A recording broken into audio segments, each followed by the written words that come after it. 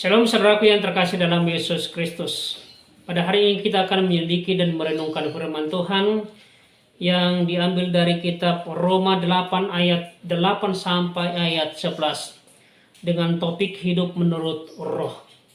Saya akan bacakan firman Tuhan bagi kita dari Roma 8 ayat 8 sampai dengan ayat 11. Demikian firman Tuhan. Mereka yang hidup dalam daging tidak mungkin berkenan kepada Allah.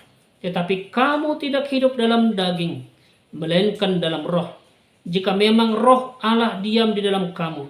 Tetapi jika orang tidak memiliki roh Kristus, ia bukan milik Kristus. Tetapi jika Kristus ada di dalam kamu, maka tubuh memang mati karena dosa. Tetapi roh adalah kehidupan oleh karena kebenaran. Dan jika roh Dia yang telah membangkitkan Yesus dari antara orang mati diam di dalam kamu, maka Ia yang telah membangkitkan Kristus Yesus dari antara orang mati akan menghidupkan juga tubuhmu yang fana itu oleh rohnya yang diam di dalam kamu. Sampai jauh demikian pembacaan firman Tuhan. Saudaraku yang terkasih dalam Yesus Kristus, kembali bahwa topik yang akan kita bahas lewat khotbah hari ini, hidup di dalam roh. Saudaraku yang terkasih dalam Yesus Kristus, sejatinya hidup menurut roh Allah adalah hidup yang benar, hidup yang penuh sukacita, hidup yang penuh damai sejahtera. Hidup menurut roh akan membawa diri seseorang menjauhi keinginan daging. Karena roh Allah akan bekerja dan memproses kita menjadi pribadi-pribadi yang takut akan Allah. Menjadi pribadi yang setia beribadah. Menjadi pribadi yang selalu bersyukur kepada Tuhan. Menjadi pribadi yang selalu mau berdoa, memuji, memuliakan, dan menyembah Tuhan. Karena roh Allah yang Maha Kudus bekerja dan memproses kita menjadi pribadi yang menjauhi dosa. Menjauhi yang tidak dikehendaki Allah. Menjauhi kejahatan dan hawa nafsu dunia ini. Karena itu saudaraku yang terkasih dalam Yesus Kristus, lewat khotbah hari ini, memang kita diperhadapkan dengan pilihan. Pilihan yang telah kita dengarkan lewat pembacaan firman Tuhan tadi. Dan memang saudaraku, hidup adalah pilihan. Kita yang menentukan. Kita mau hidup menurut daging atau hidup di dalam roh. Namun ingat bahwa setiap pilihan punya konsekuensinya masing-masing. Jika memilih hidup menurut daging, maka akhir hidup kita akan menuju kepada kematian yang kekal. Tetapi saudaraku, jika memilih hidup menurut roh, maka kita akan menuju hidup yang kekal. Dan kembali kepada kita mau pilih yang mana. Saudara-saudara yang terkasih dalam Yesus Kristus, dari pembacaan firman Tuhan tadi, Paulus menjelaskan ada hidup menurut daging, dan ada hidup di dalam roh. Lalu pertanyaannya sekarang, apa maksudnya hidup menurut daging dan hidup di dalam roh? Pertama sekali, hidup menurut daging. Hidup menurut daging lebih gampang dan lebih mudah dilakukan daripada hidup menurut roh. Kenapa? Hal ini disebabkan karena keinginan daging lebih nikmat di bumi dibandingkan dengan keinginan roh. Apa yang maksud dengan hidup dalam daging, saudara yang terkasih dalam Yesus Kristus? Hidup dalam daging itu menurut hidup yang dikuasai oleh dosa. Yang berpusat pada diri sendiri, dikuasai oleh hasrat dan keinginan manusia.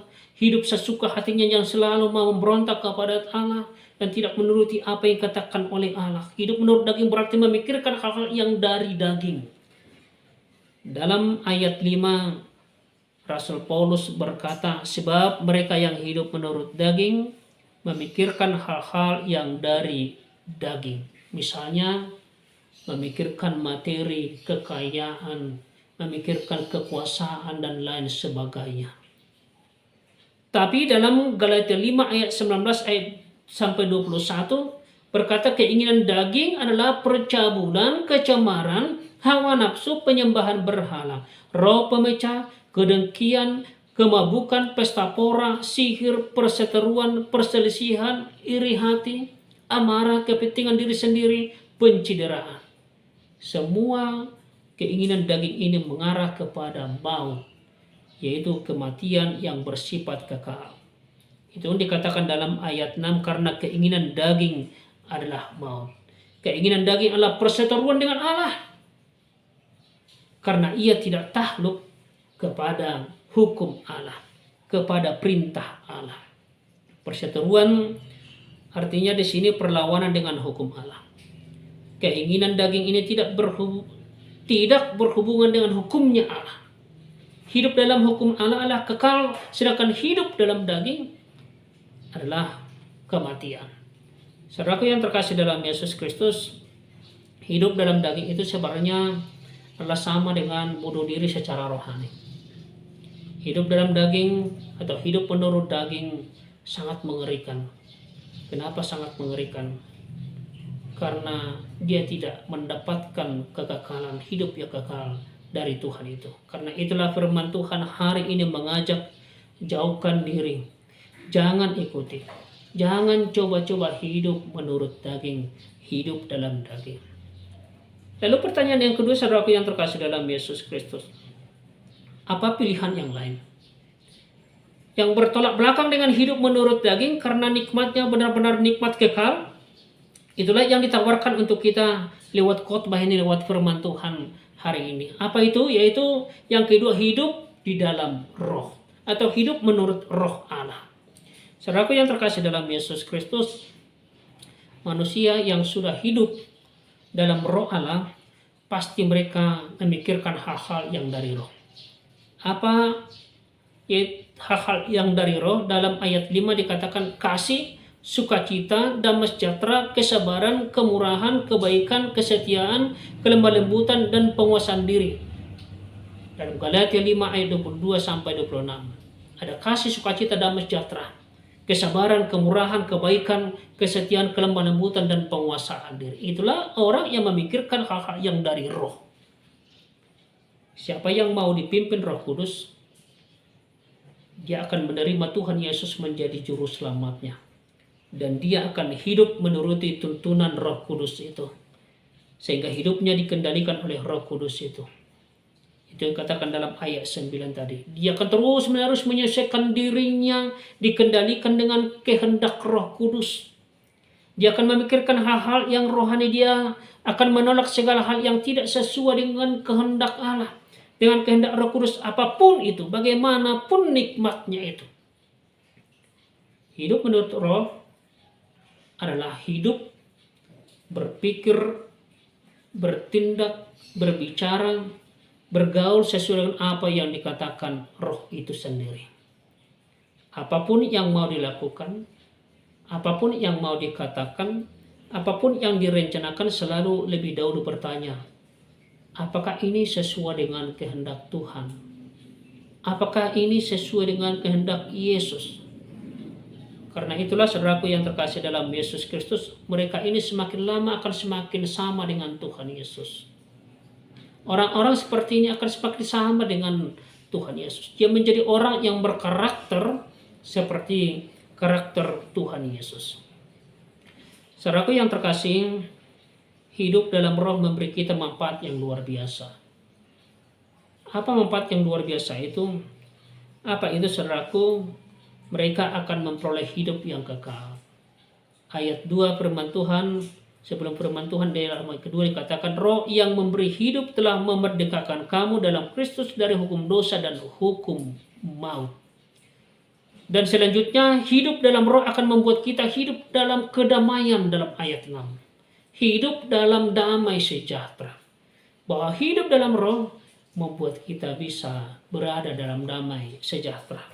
Saudaraku yang terkasih dalam Yesus Kristus, kalau hidup menurut daging hanya membuat keonaran, hidup menurut daging itu akan membuat kita tidak nyaman. Tetapi hidup dalam roh membuat kita damai sejahtera, terutama berdamai dengan Allah.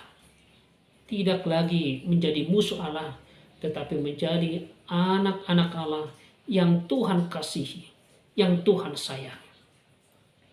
Saudaraku yang terkasih dalam Yesus Kristus, tentu kita semua menginginkan hidup di dalam roh. Tentu kita menginginkan hidup menurut roh. Lalu pertanyaannya, bagaimana saya bisa hidup dalam roh? Bagaimana kita bisa hidup dalam roh? Bagaimana kita bisa hidup dipimpin oleh roh? Karena kita selalu diperhadapkan, ini fakta realita yang kita hadapi, bahwa kita diperhadapkan dengan keinginan daging yang kuat setiap hari dalam kehidupan kita. Lalu apakah kita bisa hidup dalam roh kalau sudah diperhadapkan dengan banyak tantangan, persoalan yang diperhadapkan dengan keinginan daging itu? Saudaraku yang terkasih dalam Yesus Kristus, jawabannya pasti bisa. Kita pasti bisa hidup dalam roh. Dan jaminan itu diberikan dalam ayat 1 sampai dengan ayat yang ketiga, bahwa Tuhan Yesus sudah mengalahkan kuasa manapun, kuasa apapun. Sehingga bila kita sudah menerima Tuhan Yesus dan mengandalkan kemenangannya, maka kuasa manapun tidak bisa mengendalikan kita. Tetapi yang mengendalikan kita adalah roh Tuhan, roh Allah dalam hidup kita. Namun kembali kepada pilihan ada pada kita, saudaraku yang terkasih dalam Yesus Kristus. Apakah kita mau menerima dan mengandalkan kuasa kebangkitan yang memampukan kita hidup dalam roh, atau menurut daging?